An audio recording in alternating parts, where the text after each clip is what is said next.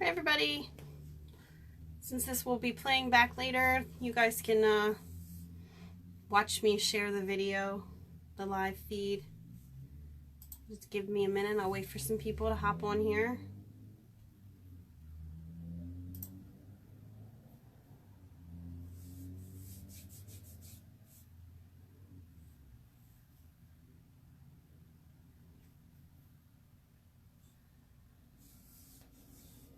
Just sharing the live video. Hey Bobby Sue, I'm just sharing the live video. Feel free to share away. Takes forever. Hopefully my internet holds up. Right now we're still in DSL, but we're switching over to cable, so soon we'll have way better internet than we do right now, which is exciting for everybody because my son is a PC gamer, so of course he's really out of this world about having this cable internet that's way faster. Hi everybody. Awesome. Thank you, Bobby Sue. So today, while I'm getting started, we're going to be talking about like locations and cases, how to get them, how to really start to finish, how to work through a case. Of course, the other part of my internet's really slow, so I'll give that a minute. Howdy, West by God. How's the weather over there? Hi, Rachel. Seems like it's been raining forever. It's time to build an ark, I think. Everybody's underwater here in Frederick County and Washington County and even over into West Virginia. It's crazy out there, folks. I hope everybody's basements are dry. I haven't been downstairs, so I don't know if mine is dry or not. It's hot. It's actually pretty chilly here, surprisingly enough. It's like normally when it gets hot in Maryland, it's hot for the duration of the summer and then whatever. So like I said before, we're talking today about locations and cases, how to get cases, how to get locations, and then how to approach the case from start to finish. A little bit of everything. I can't tell what that is, West by God.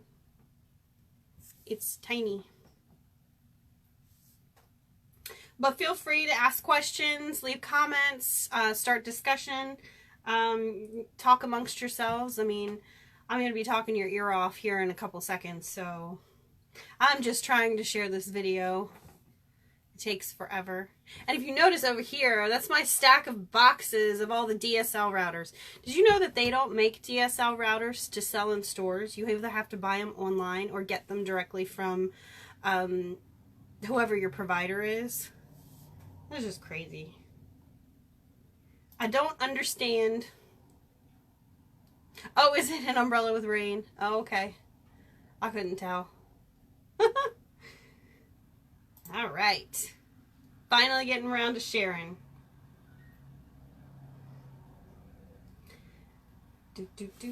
Okay, so one of the questions that I get asked a lot, and I know some of you that have actually watched my lives already know that everybody says, I can't ever get cases. How do you get cases? Through the years, we honestly have had really good luck with that. Whether we have investigators with the team, members with the team that have helped us get locations, or we've had locations come to us, clients come to us. I mean, we have on our website, we have a request an investigation button, so people can just click on that and then submit a form for us to contact them about doing their specific, whether it's a business or if it's a private residence. So there's a lot of options of getting cases. So one of the most important things for Paranormal Group to do is to kind of get their name out there. And like I've said before, it may not be like the #1 most important thing about getting team gear or, you know, putting decals on your cars, or just, you know, just getting things that have your name on it. It can be actually a great marketing tool.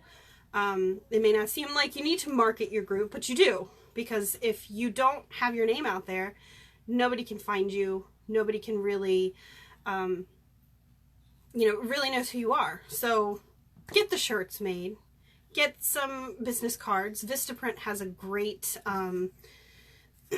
great deals on business cards. You can get like a gazillion of them for, barely anything, super cheap.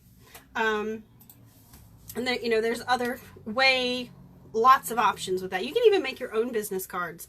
Avery sells the Easy Tear business cards. You can just easily pull it up on a computer, create them yourselves. But the t-shirts, wear your t-shirt. Get your team names figured out. Wear a t-shirt out, wherever you go, to restaurants. It is amazing how many times you get stopped by people that are so fascinated with what your shirt is. Antietam Paranormal Society, what is that all about? Do you go hunt them ghosts? And surprisingly enough, that's usually how people approach it.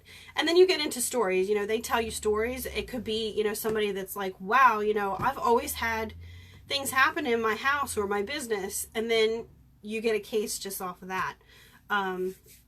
Or it could be they know somebody that was interested in having a paranormal group come in. So getting your name out there, whether it be by slapping a decal on your car, putting business cards in gas stations, or just handing them out, wearing a t-shirt, getting your name out there is important. And, you may ask, why does this really matter with locations? But it does. It really does. Having your name out there, having people find you and locating you is important. And the other end of that is to have a website where they can get to know your team members, get to know what your goals are, what kind of things you do. If you do house cleansings, if you have a psychic, if you're more of a documentation style paranormal group, or even if you're just a freelancer, it's nice to have your name out there so that people can find you. Hi, Sarah. How's Christopher? Is he working tonight? We'll miss him on here. But yeah, to get yourself started, get your name out there. Facebook is also a great place to, start a page for your, there are a lot of groups that only have a Facebook. They don't even have a website. I always recommend the website because there are things that you can do on a website that you cannot do on Facebook, like the request and investigation, or giving out information to people to help them get started with their specific paranormal, issues in their home. Just having detailed information that they can, refer back to is a great resource for everybody, not just, a client. It's for other people that might be interested in joining your group or whatever. So getting cases, get your name out there. We had just kind of stumbled on the fact that we got to investigate the Masonic Temple and Engine 1. We had a member at one point that was, part of this, and they had always wanted to have somebody come through, so it just lucked out that we were able to go into these places, and then our name got out there. When we did Engine 1, I was on TV, local TV station, which was WHAG back then, and I got to talk about the group, about our investigations, about that investigation, things that we've done in the past. So it really kind of got our name out there even more. And then on from there, we were even part of Hagerstown Magazine that year. Hi, Melanie. But like I said, so getting your name out there is very important. Putting it on Facebook, putting it out on the internet, t-shirts, decals, whatever works. Hello, Paranormal Spirit Finders. Hey, John. So, if you have a specific location, say it's a historic site that is in your town, and you've always been interested, and, maybe your town's not really, you don't have a bunch of, groups. So it's really kind of all new to the whole town. So the best choice is to do your own little research on it. Do some deed research. In Maryland, we are so lucky that we have all that public records on a website that we can log into and do detailed deed research from current all the way back to the original plat. So doing that and knowing that information, and then taking each of those names of owners of the property and kind of doing your own little research on them, genealogy research, whatnot, gets you a lot of information. I know some groups don't like to have the history before they investigate, but in these instances, if you know this history, it could get you in with whoever owns the property. So it could be that they don't have a detailed history. It could be that they don't have maybe some of the information that you find. Or, you know, they just really like the fact that you've taken an avid interest in their property and you've done that footwork to kind of learn about it. So, you know, getting a relationship with any owner or a representative of a location is really important to starting off your relationship with wherever you go. So that's really kind of a cold case where you're just, you know, cold calling them, going in without any, you know, prior knowledge of these individuals. They're not approaching you, you're approaching them. That's how I recommend doing it. And you'd be surprised at how many people say yes, even when you think they might say no. Also, my son's coughing out there. Just get to know these people first. Maybe not approach it as a paranormal investigation right up front, because some people are just like against that. If you just approach them and start talking about the history and then kind of slowly glide into that, a lot of times it's a better choice. If they know you and get to know you first, you may have a better chance of being able to do the investigation. Not everybody trusts people just to walk into their business, home, whatnot, and just do this type of stuff. So that's where I recommend getting your cases if in fact it's a place that you don't know the people that own it. Getting individuals that contact you to come to their home or business. We have a specific questionnaire online that asks these people, when was the property built? Is it a you know, an apartment? Is it a townhouse? Is it a single family home? We ask if there's any type of construction or stressful situations that, you know, the inhabitants may be encountering. We like them to give a little information about what is happening in the home or business. So each of these details, while may not seem like important things, are. Knowing a history could actually give us a lot of information about the case. Knowing whether or not it's an apartment or single family actually tells us whether or not we can really do an investigation. If someone lives in an apartment, we don't do apartment investigations. I mean, there's lots of apartments out there that are haunted, I'm sure, but there's too much contamination. We really can't, you know, if our objective is to go in and document, we cannot really definitively say that something is paranormal or not, because there's just too much going on in an apartment complex to really have reliable information. So,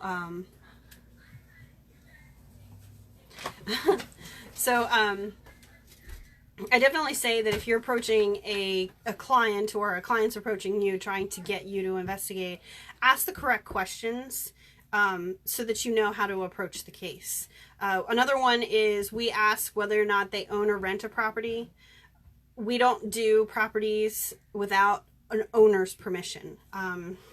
There actually has been cases out there that a tenant has gotten out of their lease because of paranormal activity. And we don't want to be, you know, in the middle of all that. So to us, it's, if a renter wants us to investigate, they have to get the permission of the owner to allow us in. So client interaction, just make sure from the beginning that you get all the information that you can about the client, who lives in the building, and really take steps to know what activity is happening. If someone approaches you and just tells you, you know, just a little bit of stuff like, you know, every once in a while we have our cabinet door in the kitchen slammed shut. Okay.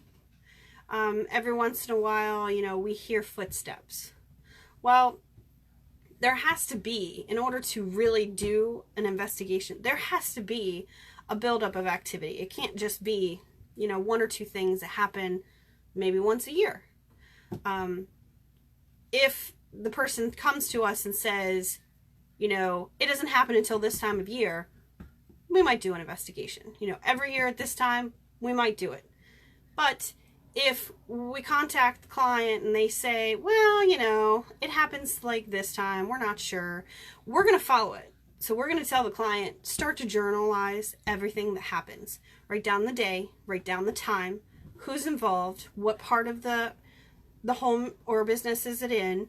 It gives us, going forward, a really detailed information about where we need to focus, how strong the activity is, how often it happens, when we need to go in.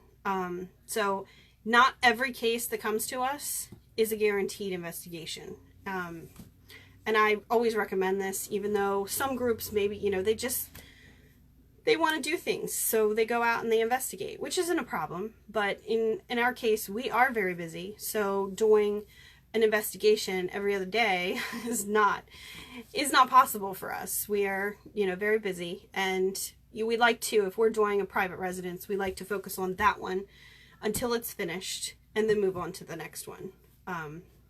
Having a bunch all at the same time is not really, I just say you just don't do your best work.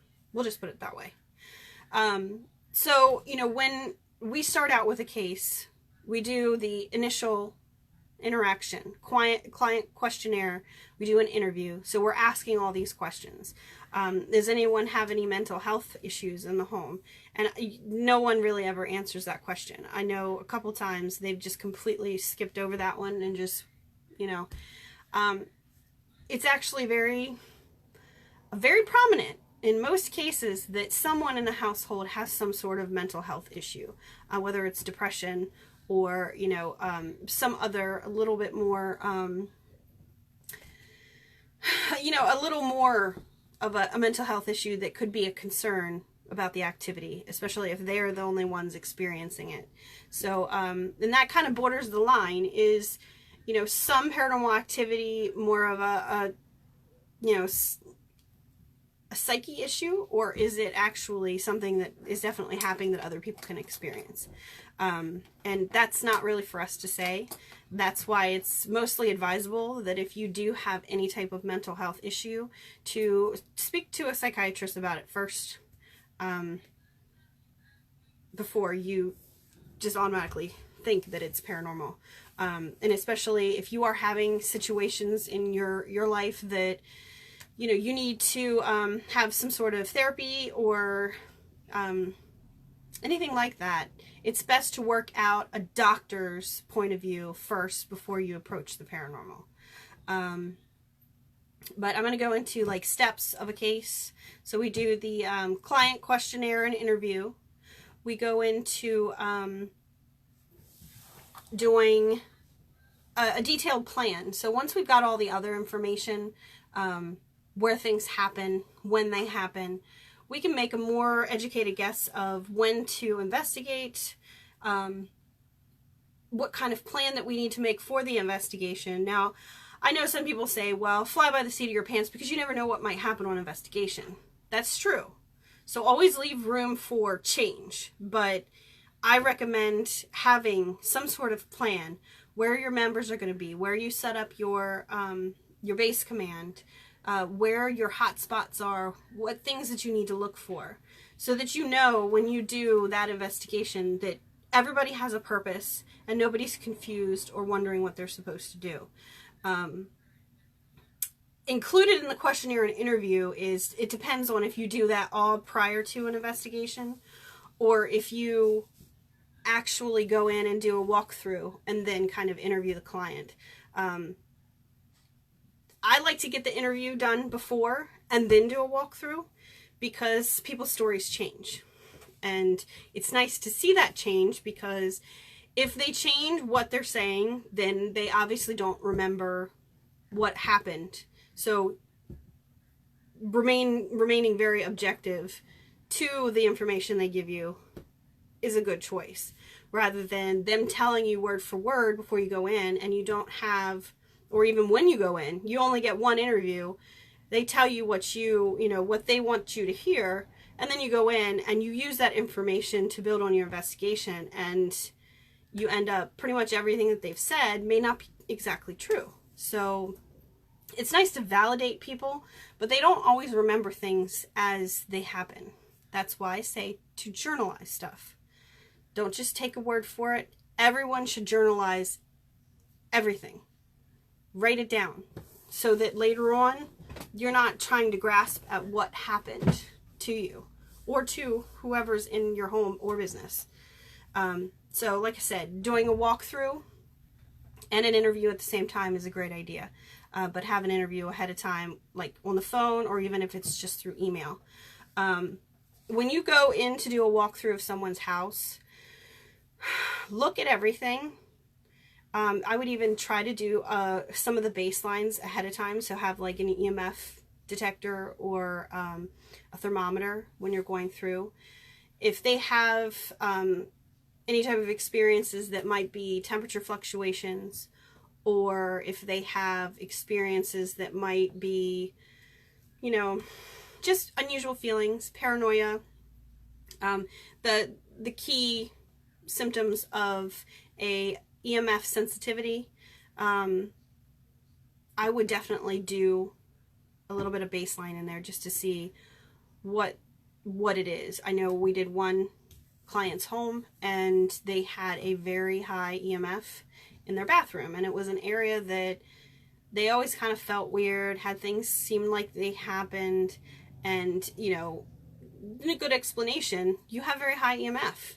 So if you feel weird, that's probably why. It can make you feel sick to your stomach, and make you hallucinate, or just generally not feel well. I know it makes me sick to my stomach. So, going forward, anybody has any questions, I don't have to keep talking about definitely this. So if you have questions or comments or anything, feel free to comment.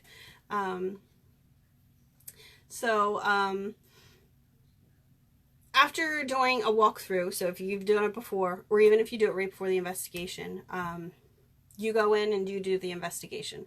I'm not going to elaborate on the investigation because that's going to be another topic altogether. I don't want to do that all in one swoop. So, hi Bridget.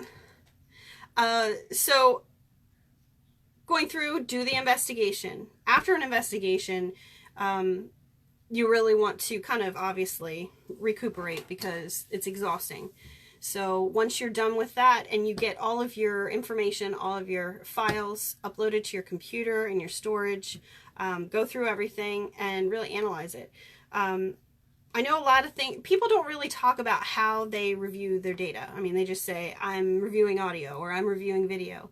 You can establish a great protocol for reviewing everything. I personally, when I review audio, I have a notepad in front of me and I listen straight through. So I start from the beginning and listen to everything straight through. Every time I hear something that is of interest, I write it down.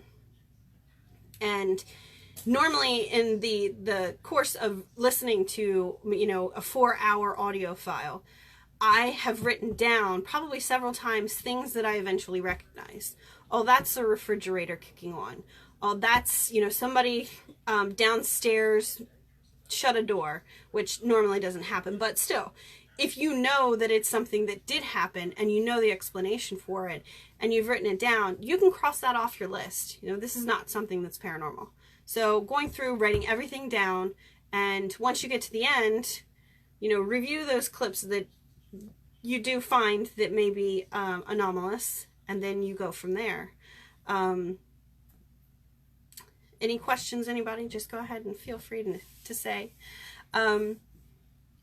So once you're done doing an analysis of everything, I always recommend kind of chatting it over with any of the group that was there, double checking that the stuff that you have is definitely, you all feel is something that's, important to share with the client. I don't recommend when you go into a case, giving them fluff. I don't know if everybody understands that, but don't just give people what they want to hear. If you capture something that's questionable, I don't recommend just giving a client stuff just to give it to them. To me, if you're going to give someone an EVP, it's got to be something clear and something that is understandable. Because if you give them something, which has happened in the past, you give them something that's questionable and you're not quite sure what it says, but it sounds like a woman maybe, they can draw all the conclusions they want. And again, you're the paranormal investigator. You're the team that's gone in. They've called you in for a reason. Make sure that you present yourself as the person that knows what they're talking about. Because it can very easily go from you explaining it to the client telling you what they feel. And obviously they live in the house, but that's, you know, they could be very subjective to what they have in their house, especially if they've named the spirit or they know what's in there. So you have to really try to approach it in a way where the client doesn't take off with the client review and you pretty much lose all credibility then. So basically it kind of leads into an unhappy client. If you do a case that the person's not happy because A, you didn't get any activity, B, the activity that you did get doesn't fall in line with what they thought has happened, you just kind of got to give the information and just move on. I mean, you can't argue about it. I would not recommend creating any type of issue with a client because they don't agree with you. You just kind of got to say, this is what we captured. This is our educated opinion, and leave it at that. People have asked me all the time, how do you deal with it? I've never really had an unhappy client. I've just had people that they just wanted more from the investigation. And unfortunately, spirits and ghosts aren't trained monkeys. They don't just happen. You can't turn it on like a hose. So, you know, you kind of got to give them just what you got. So again, with the no evidence, if you don't have evidence, I don't see how it would help somebody by telling them any more than we didn't capture anything with investigations before we made any type of conclusion. So that might make them happy, you know, you coming back, especially if you're still on the line. They're still freaked out. They're still afraid. Sorry about that, everybody.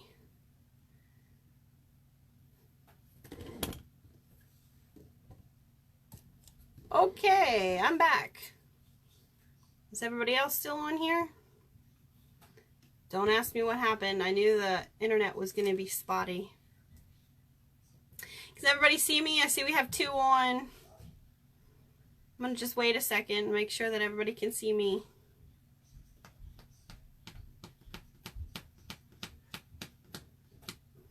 If you could, just put a comment down here and let me know that you can see me. Okay, good. Lots of thumbs up. Great. Sorry about that. Like I said, I'm getting new internet. Well, we already have it, but we have to set up the Wi-Fi. So right now it's just a modem out in our living room. We still are on DSL. And I don't know if anybody that's actually watching this knows anything about internet, but our DSL got about 3 Mbps, and that is horrible. So, we switched to cable and we're getting like 200 Mbps. So we're really excited. Everybody's actually going to be able to do what they want on the internet without having to worry about it doing what it just did. Crapping out on us.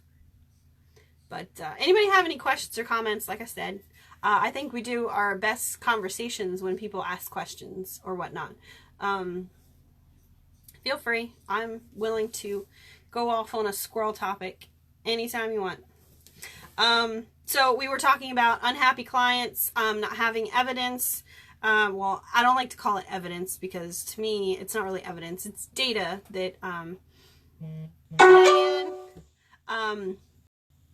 like to call it anomalous data. So if we don't get any anomalous data, I wouldn't tell a client, you know, anything, but we didn't capture anything. We need to come back and investigate again. Having a bad client. I don't, once again, I don't think we've ever had a bad client, but there are issues with drinking on investigations. You know, if you get there, the client's drunk, or you can tell that they're possibly on drugs. They're lying about what is happening in their home. You don't feel safe or comfortable. I do, Bridget.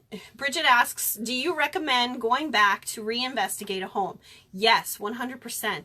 I definitely feel no matter where you're investigating, doing it more than once is it's definitely something that you need to do.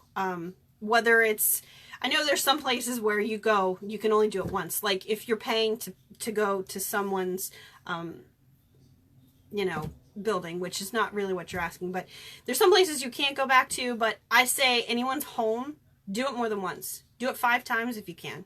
Now there's some places that you may not want to go back to 5 times, because, you know, going over the bad client, if you go in once and you really have a bad vibe off of it, and your intuition's just telling you, I don't feel like this is a good idea, then no. But other than that, yes, do it. More information that you get, the better. You can get a better conclusion drawn with that. You can go in under different variables, you know, different types of weather, different time frames, taking different people into a home on your team. I always recommend that. So yes, definitely. And that's actually all. I was only 33 minutes in, and that's all of the points that I was going to make talking today. So make me go a little more into locations. You know, every location is different. Every case is different. There are so many things that are different. How big the location is, the type of people that you're investigating with, the type of people that own the building or are involved, the type of spirits that you're dealing with, the weather, everything is completely different every time you go somewhere. So there's really, you know, there's a lot of factors that you have to think about when you go into a location. I know a lot of people use like a gazillion cameras on their DVR systems. We have 4. We've never needed any more than 4. If we need more than that, we do have handhelds that we can use in a pinch. But in most cases, homes only have a couple spots. And to be honest, if you have a gazillion cameras set up, they're all going to interfere with each other. So, you know, a lot of our equipment can be influenced by IR. So don't forget that, you know, if you're using that SLS mapping, thanks to Kenny Biddle, who kind of schooled me on how it works this past weekend. Hi, Kim. I just remember that a lot of that stuff is affected by IR. So you really need to read up on all of your equipment and everything that you need. I think sometimes too much is just too much. This morning I posted about you are your best tool. Your intuition first and equipment second. And that's not to say that only you need to be there. It's to say that you need to know when you walk into a location that your intuitive sense, because, you know, over time you really learn what room sets you off, and you know, this is a room that we need to investigate in because I feel that there's something in here. I don't care who you are or how many times you investigated. Eventually you're going to have that, and you're going to know which room to go into and where to sit. So if you have a bunch of equipment in your hands that you're walking around with, and you know your face is on this K2 meter you got in your hand, you're missing the whole world around you. So knowing when and where to put your equipment is important, and your senses are what's probably going to tell you first before anything else.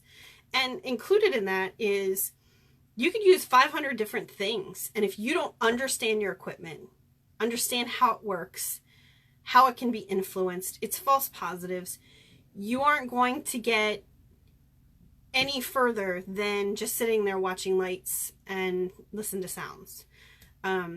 It can tell you all day long that maybe there's something there, but you don't know really.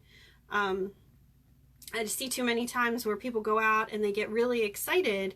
Oh, the K2 meter's going off. Well, I just keyed up my two-way radio. So, you know, you really need to be spatially aware and use your intuition to understand what's going around, your perception, before you take out the K2, before you start up your spirit box. It's just know what you're doing before you do it. Kimberly, I'll have to get with you soon. Kimberly would like me to help her start up a group, and it's a huge undertaking. Diane asks, do you think some people can have feelings in certain places while others feel nothing? Yes. So I'm going to explain something a little bit. And you know, this is kind of like the woo-woo feeling where some people don't believe in psychics. Some people don't believe in all this, you know, auras and energy and things like that. But I'm here to tell you 100%. Energy works with other energy. If your energy is on a level of positivity or negativity, you're going to connect with whatever that is. So if you go into a location and your energy is exactly, you know, matching whatever's there, you're vibrating on the same frequency as whatever's there, it's going to connect with you. If that other person isn't vibrating on that frequency, they're not going to connect to it. So it's exactly what a psychic would explain to you. Sometimes they can connect with people, sometimes they can't. I really feel that some people can and some people can't. So, yes, I think absolutely. And it's not to say that one person has more ability than another. I really just think it just depends on what frequency people are on. Sorry, I got a lot of... So yes, Diane, I definitely do. Cheap place to get more equipment. eBay. Kind of make a list of what you'd like and then go from there. Recorders are great. eBay. I recommend right now the Tascam DR05, I believe it is. It's a little more pricey than your average like Sony or Olympus, but it's a great piece of equipment, and you know it's gonna really help you in the long run. Only piece of equipment you need is a flashlight. I would say a flashlight and a recorder or a video camera. But yes, I agree. Document though. Definitely. Chris and Bob, always walk through first without equipment to get a feel for a place. Exactly. And the same goes for when you sit down to investigate. I like to sit down for about 15-20 minutes and really absorb the sounds, kind of feel out, you know, the location and kind of get a feel for where you're sitting to know what's happening. You know, and a great opportunity to tag any sounds that you hear or any lights that might be happening in the location. So, you know, turn on that recorder and get started with that. Read about the place that you're going to investigate. Yes, I would recommend that if you're going someplace to investigate, read about it. Especially if it's the only time that you can go. Know as much as you can before you go in. I just remember that the stuff that you gather, don't make that the end all of your knowledge, because there's so much stuff that you can learn. And you know, somebody was talking about fake history at locations. Just beware of where you get the information from, because some places just like to sensationalize stuff that really isn't true. All right, bear with me. Sorry. Dry throat. What is my book about? Exactly what you want it to be about, Kimberly. It's about becoming a paranormal investigator or creating a team. I'm kind of going towards the setting a standard for paranormal research and investigation. Things that are pretty common sense, things that you should have in place when you are a paranormal investigator, or things that you should put in place when you have a paranormal team.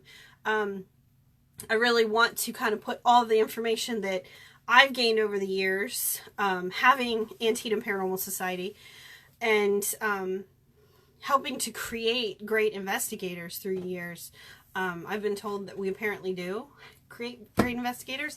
I try. I like all of my investigators to be well-rounded, have knowledge about research, history, investigating equipment, science, everything. I want them to know everything so that when they go out there, they actually, they could probably start their own team if they really wanted to, if they have the motivation. Chris Bob, please, I don't want to know what's going on. I tell the client what's up and have them confirm. Yes, much like a psychic does. If that's, your approach, if you're approaching it more of a psychic, but again, record it, because if you just verbalize what you're saying, it's better than like reiterating verbally to them later on. If you've recorded it and nobody's told you anything, then, that's even better, especially if you record then what they say to you. Diane, thanks. I had an emotional experience this weekend and no one else felt anything, a first for me. Yes, I mean, I completely think that it is possible. Well, not everybody believes in it, Kimberly. There's lots of people that think we're crazy being involved with the paranormal. Sometimes I think I'm crazy. Past couple of years, I've considered just not doing it anymore, which seems like a tragedy because I obviously know a lot of stuff about it. But it's all consuming. It can take over your life. So I decided to, instead of just abandoning it, I've pushed it into full gear. I'm hoping to do speaking. I'm hoping to kind of, bring myself out for my team a little bit more and putting my knowledge out there instead of just sharing it with a very small, group of people, and hopefully share it with the community as a whole. That's why I'm writing the book. If anybody else has questions or comments, feel free to put them on there. I'm going to talk a little bit about last weekend. We had the first ever Harper's Ferry Paranormal Gathering. It was great fun. It was hot. I got burnt really bad on the back of my legs, and I'm still suffering, which I got so busy that I forgot about putting on sunscreen, which is very like me. I'm usually either very pale or very red throughout the summer months. But we had a great time. I'll be honest, for how many people came, I was pleased. I know some people, if they had an event, they would probably want tons and tons of people there. I really wanted to be something a little bit more informal and intimate. I feel it was definitely that because of how many people were there. The information that was, shared. I really feel like we had everything represented. Cryptozoology, ufology, we had a paranormal investigator, psychic mediums. We had a group that specializes in demonology. Then obviously us. We had Stacy with Urban's Edge there with her fantastic sprays. And we had Dave Jacobs there who wrote Quantum Parapsychology. So, we had everything represented there. Oh, and Bigfoot. Steve Coles, great. Steve Coles, Jack Kenna, Michelle Wagner, Tom Conwell, Tim Conwell, Dave Jacobs, Sharon Lewis, who is part of our group, CNC, Paranormal Investigations. It was just a great time. And then the Oddfellows actually had food set up so that they could fundraise on their own. And they're great people. Great, great folks. We're definitely hoping in October to do another several weekends in a row events for them. We're going to do something a little different this year. Normally we do set up where we have ghost hunts. Yes, Kimberly, those are the sprays that I put on Facebook, and anybody is interested, I can try to post the link. Hi, Tony. It's good to see you on here. I can't wait until the Eastern Panhandle Paracon. I'm excited. I'm excited that I was asked to speak. That's huge.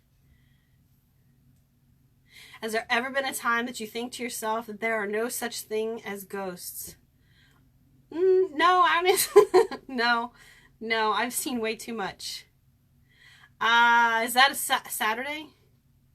Kimberly? I have always believed in ghosts, for sure.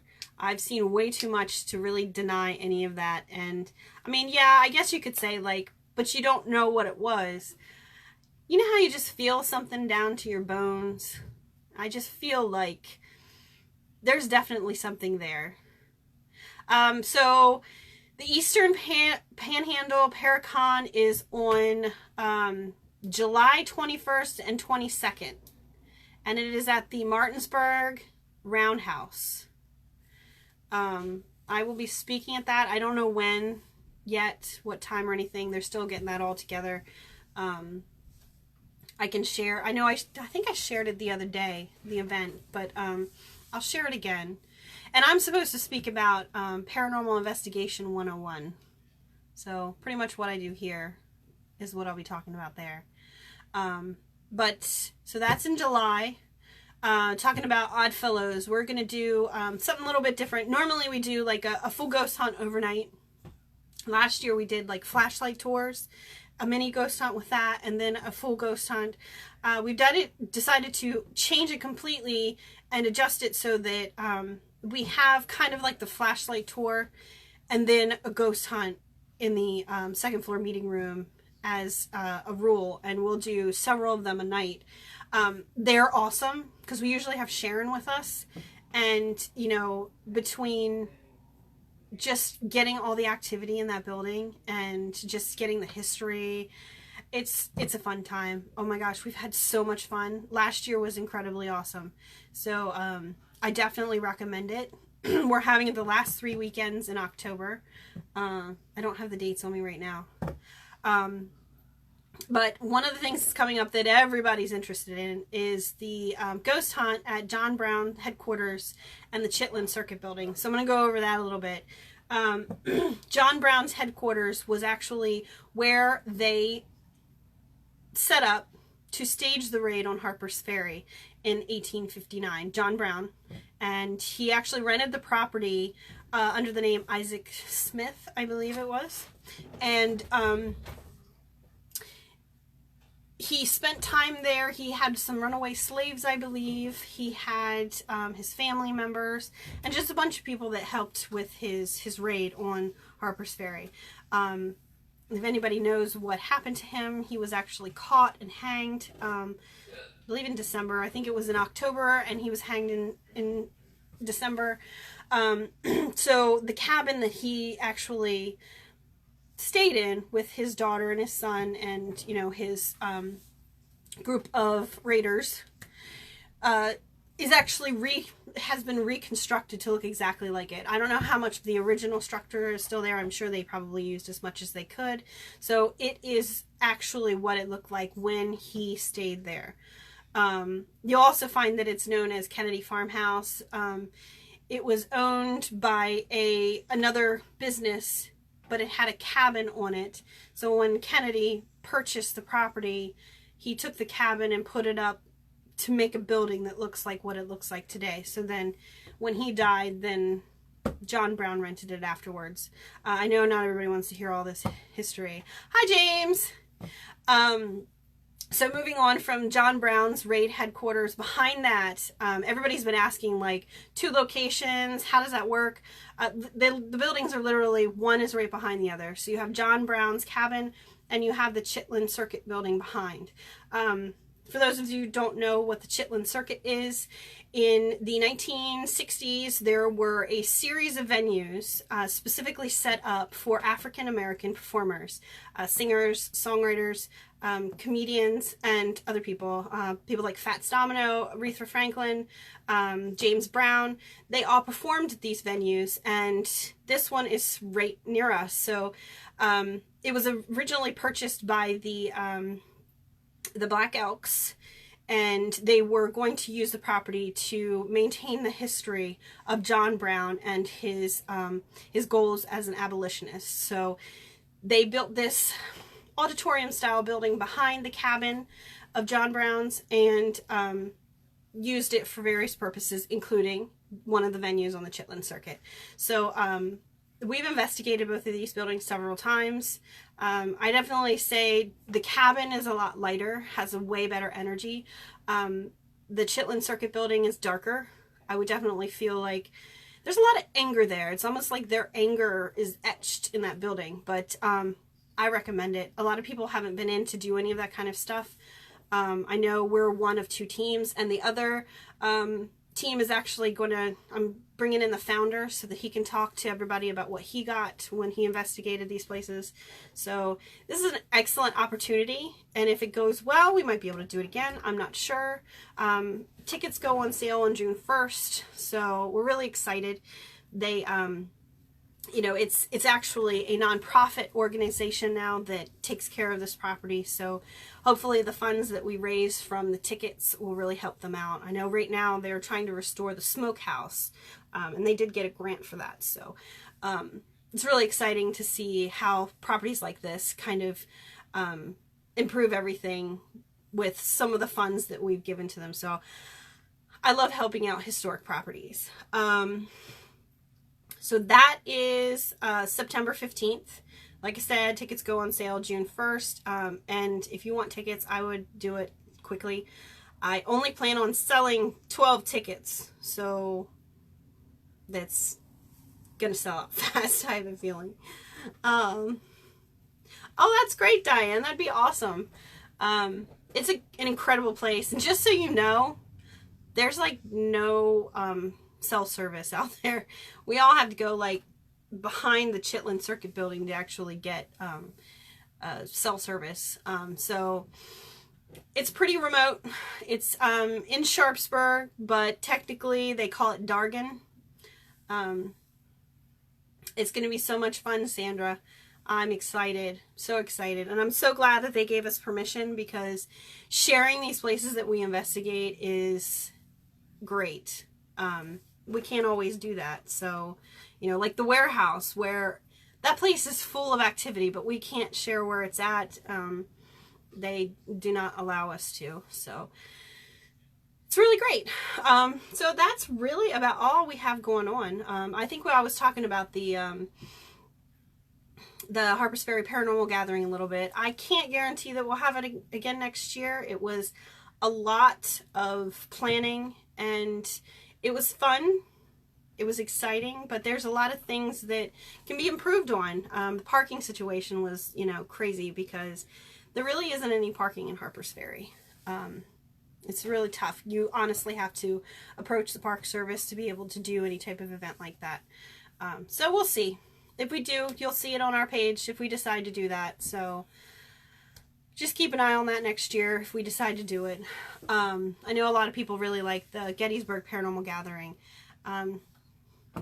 Unfortunately, they're not doing it anymore, which is very sad to me, because it was a great event. What I'd like to see for the future, myself, I want to set up Paranormal 101 type classes where people can come, they can learn some equipment, learn, you know, paranormal investigation. I'd like getting to know people who are new to this, amateurs, ones that, you know, haven't done it before and want to know and want to learn. I think there are lots of resources out there, but there's so many that people don't know which way to go. So, you know, offering that in our area and having so many locations to choose from, I think it's a really great idea. So you might look forward to seeing that. I'm thinking about setting something like that up soon. The other thing is, I would love to have some sort of almost like a roundtable kind of thing where we invite groups, you know, local groups that do paranormal investigation and kind of just chat, chew the fat, and talk about, you know, the paranormal and our cases and things that, you know, we've experienced. It's great getting to know other groups. I've gotten to know Veterans Paranormal out of Inwood. Great people. Julie and Rob are fantastic. Desiree with, I believe it's MSPR. She's going to probably correct me if she sees this. And I think they're out of Rising Sun, Maryland. Great people. Desiree's awesome. Let's see who else. Portal Paranormal Society. They're actually out of Michigan. there are probably our paranormal BFFs. Great people. They know what they're talking about. Ghost Magnets with a Twist. They're out in New York. Great people. If you don't like them on Facebook, you should, because they have a lot of great resources. And if you're up there in New York, they're probably the people you want to see about going on events and things. There's lots of people in this area to get to know. And, you know, oh, Free State Paranormal. Keith Myers. I believe he's up here now, closer to us, but he was down in Frederick, Maryland. But there's so many teams that, you know, we'd love to gather everybody together and just talk about the paranormal and get to know everybody. You know, you never know what kind of information somebody else can give you that could help you in the long run. Anybody has any questions, feel free to post them in the comments. And that's probably about it. That's about all I'm going to talk about for today. I think I've talked nonstop for an hour. But definitely, guys, check out the website. We have everything up on the website except for the actual purchase button. Some people ask questions about, you know, how to purchase tickets to our ghost hunts. You can only purchase one at a time. That's because we sell limited tickets and we don't want people to order like 20 of them all at once. Because I'm sure it probably happens and I don't want that to happen. Yes, we can all learn from each other. Free State in Ohio. Yeah, did you go to Jaffa's event out at the reformatory? I saw Keith was there. That's exciting. I definitely feel that, Bridget. Hey, Jen, how are you? I definitely feel we can all learn from each other. I just, you know, groups are still very territorial and kind of, you know, they don't really kind of network like they should. But yes, Kimberly, it is a huge undertaking to start a team. I would definitely, you know, I'm sure you've done things over time. Like I said before, figure out a group name, gather your members together. I probably soon I'm gonna do a whole thing about members and like things that you need to do, more of the technical side, like paper pushing side, the type of things that you should set into place, set a precedent for members that you have in your group, because it's never cool when you have a group of people and things go awry. You know, he said, she said, things are, have a set of rules to start out, because you never know how people take advantage, even if they're your best friends or family members. If you have rules set in place, then, you know, there's less of a chance that they can pull a fast one on you. So I recommend, if you have members, if you have a group, set bylaws, create bylaws, and have, you know, make sure that you adhere to them, and everybody else does. Jeremy usually doesn't, though. My husband. What happens if you have two in a family, like two members?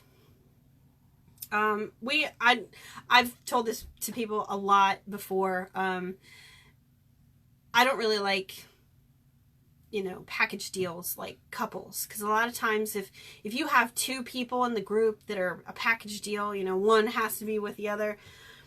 If one quits, the other quits, and then you're out two people. If you only have a 6-person team, that really cuts in. If the other two, or, you know, or more can't help out. So I don't really like having that. Now there's Billy. Billy knows.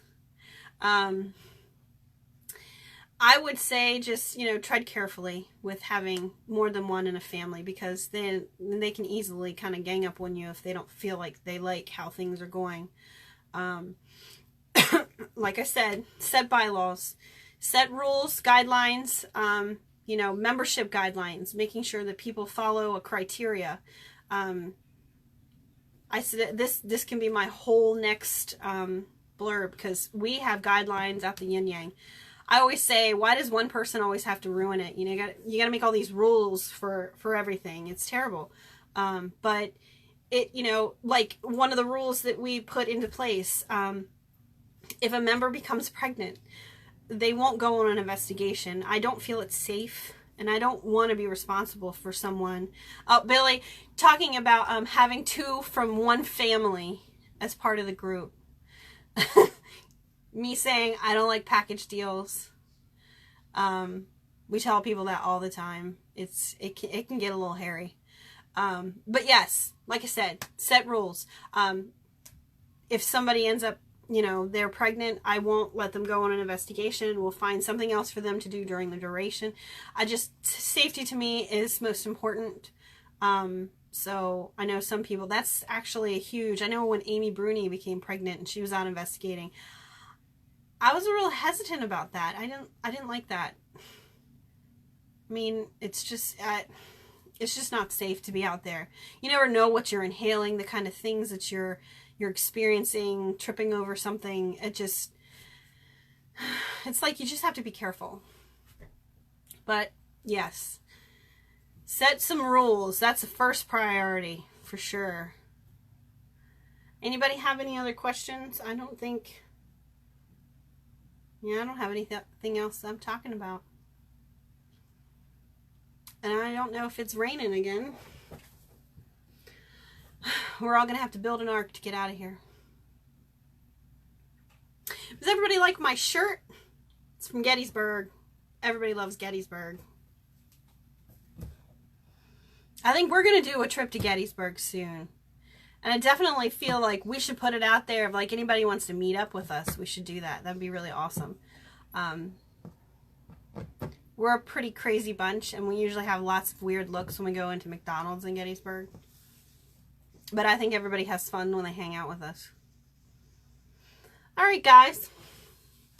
So if nobody has any questions or any comments, I'm going to end this one. I thank everybody for joining me, and anybody who hops on here and watches the video later on, feel free to comment at any point. Feel free to ask questions, post any type of links or whatnot that you have of interest that pertains to this video. I'm